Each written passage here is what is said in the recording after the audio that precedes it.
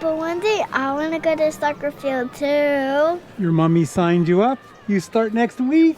Hear the big dreamers with Phonak Audeo Lumity, a hearing aid with smart speech technology, so no matter who is speaking, conversations shine with Lumity.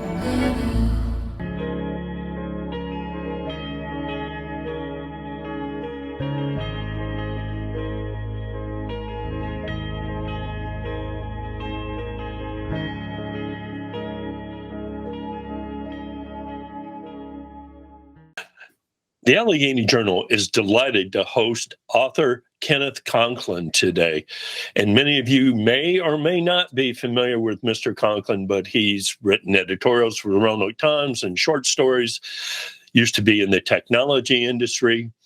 But Ken has written a book on a character named Norvel Lee, who is from Gala, and it's made quite a stir because the Department of Historic Resources, the Virginia Department of Historic Resources, in September decided that not only was the book so good, needed a historical marker. So not far from the Gala Country Store, next to a bridge, is a historical marker. And Ken joins us today. Thank you very much, Ken. Well, thank you. It's great to be here. Well, we happened upon Ken at this historical marker ceremony, and he told a remarkable story, and he will be at the Clifton Forge Public Library at 6 p.m. on February the 13th. Ken, I have a feeling you're going to have a big crowd. Well, that's great. I just really enjoy telling the story of Norvel Lee and telling the story of my journey of discovering the story and all the twists and turns that went on during that journey. Well, tell us a little bit about Norvel Lee. The quick summary is, among other things, he was part of the Olympic boxing team. He was a Tuskegee airman. He was a prominent educator. Help us out. Give us a few more details here. Well, he was born in Gala, northern Botetourt County, in 1924. He during the era, Jim Crow era, he attended the segregated schools at the time. His folks were very involved with the Rising Mount Zion Baptist Church in Gala, and he his came from a family that emphasized education, and so he did very well in school, both at the Eagle Rock School and then finally at the Central Academy in Fincastle. And while there, he tested so well, he got selected to this is 1943. Got selected to be to go for flight training at Tuskegee, and so he was one of two people originally from Botetourt County. The second one, I can't recall his name at the moment. He left Botetourt County. However, he got selected to be trained at Tuskegee and earned his wings there. I actually saw the wings when I interviewed the family. And then from there, he came home and went to Howard University. And while at Howard, took up boxing. I found some evidence of him being on a boxing team in Manila, not as a boxer, but as a coach there. But and and as you continue, all these details are really interesting, and I'm sure you'll continue. But we're interested in how you found Norvel Lee. I mean, all right, so you're doing your regular job and you may be writing editorials. What sparked your initial interest in this interesting character? Great question. The Fincastle Herald in August of 2016, while the Rio Olympics were going on, published a newspaper that said Botetourt County native won Olympic gold, but that's not all that he did. And I read the article and I just plain got curious. And so I went on Google, as we all do, and started searching Norvel Lee. And there was scant information on him. But what I did find was there were two parts of that story that intrigued me. One was certainly the boxing, but the other thing was that he had participated in an act of civil disobedience, and had, when he came home from the 1948 Olympics, got arrested for sitting in the white section of a segregated train car. This And is a great story. This is really a great story. And I think he politely just said, no, I'm not moving. exactly, he said, yeah, that's what he did. And the case went to the Virginia State Supreme Court.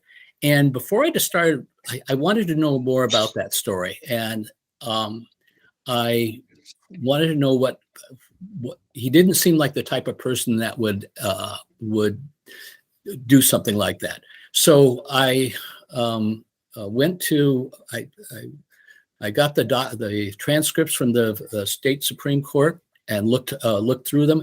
It made compelling reading, absolutely compelling reading. And the prologue of the book has the testimony that's taken directly from those transcripts in it. I then but I couldn't figure out what was behind that, because he had a prominent attorney from Richmond, Martin A. Martin, who was part of the same attorney firm that took Brown versus the Board of Education case. Okay. And so I was curious about all that, how he got that. I went to the archive library at the Howard University, sat there for almost a day, brought out archive material. I couldn't find any data there. I went to the manuscript library at the Library of Congress and looked through NAACP archives and didn't find any evidence there. I haven't been able to find, I never was able to find the Martin A. Martin's, his attorney's archives. So I decided to bookend the book with that case. It was a standalone story. And so there's the prologue, and the epilogue of the book has to do with that case. And the rest of the book is about his life as as you said, a boxer, an educator, and a youth mentor, and the family that he ended up marrying into and raising. So. Ken, I hope that a discussion like this, there are many people who will see this, and you never know, do you, that somebody may have a resource that can help bring additional facts to life. But this is a compelling story. I mean, there's not very many people from this region that gets a historic marker, you have to admit. So one of the great parts of this journey was after the book came out just before the pandemic hit. I gave one book talk at the Fincastle Library, and then the pandemic hit, and anything else scheduled was delayed. This Clifton Forge appearance was in the making then. 3 years later, now we get to do it, but with a lot more to tell, because since that time when the book came out, just through a matter of other people picking up on it and some influential people in this area got a hold of the story, and they took it forward to, Nelson Harris, former mayor of Roanoke, Dwayne Yancey of the Roanoke Times, and others got a hold of the story. And then Steve Clinton, the Botetourt County Board of Supervisors, took this and lobbied the state, and Terry Austin, our delegate to the state, for the highway, to designate the highway, and for the historical marker. And all of that was unexpected, just completely unexpected when the book came out, and very satisfying to have something that you bring the story out and then have the story get recognized. So it's all going to happen at the Clifton Forge Public Library on February 13th at 6 p.m. And we contacted you. I mean, it was just a day or so ago, and we didn't expect that we'd be able to fit in your busy schedule, but that we're delighted to have spoken with you. And I'll bet you that the rooms will fill up at the Clifton Forge Public Library, and there's going to be a ton of questions, so many more than I've had. But it's a delight to speak with you, and it's what great work. I didn't realize the extent of research that you had to go through to make all this happen. It was a thrill to go through it. There were many things about the story I couldn't fit into the book itself, but I wanted to follow all these little paths, and I would turn up some other little nugget of the story, and I'll tell some of them and talk about some of those on the 13th at the library. And one final thing, I think as a result of your advocacy of this story and a member of the Board of Supervisors and, of course, Delegate Terry Austin, a section of Route 220 is named after Norvel Lee now. That's correct. It goes right by the historical markers. It starts around Eagle Rock and goes on up to about the Allegheny County line. So, well, thanks again for joining us today. We look forward to seeing you once again. Great work on a very important topic of a local personage, and we wish you the best coming on Monday on February 13th. Well, thank you very much, Jerry. It's a pleasure to meet you.